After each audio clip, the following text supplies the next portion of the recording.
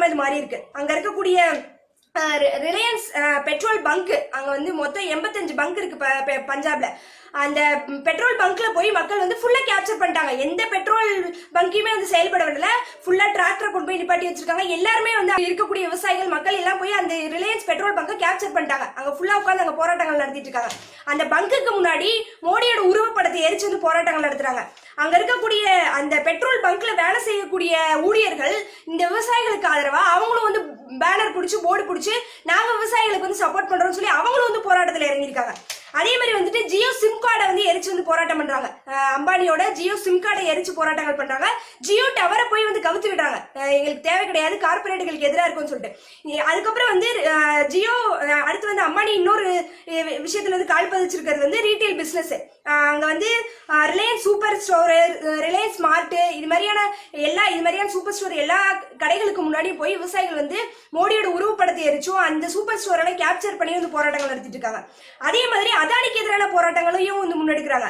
அங்க வந்து Adani agri logistics சொல்லி விவசாய பொருட்களை கொள்முதல் செஞ்சு வர்த்தகம் செய்யக்கூடிய தொழில் வந்து அதானி வந்து பார்த்துட்டு இருக்காரு. அந்த குடனை ஃபுல்லா வந்து மக்கள் கேப்சர் பண்ணி அங்க முன்னாடி வந்து போய் போராட்டம் பண்றாங்க.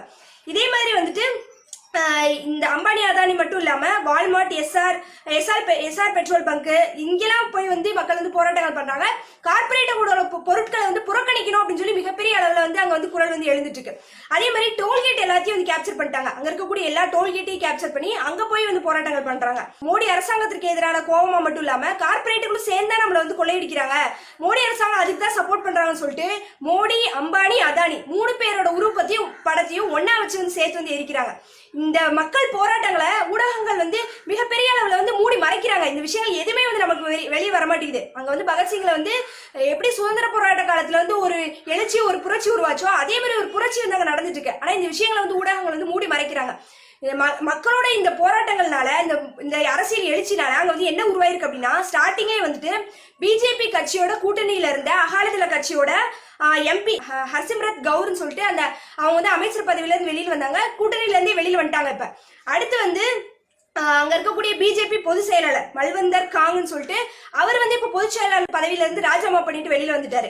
இப்ப சட்டமன்றத்துல வந்து 5 மசோதாக்கள் கொண்டு வந்திருக்காங்க, விவசாய மசோதாக்கள் கொண்டு வந்திருக்காங்க.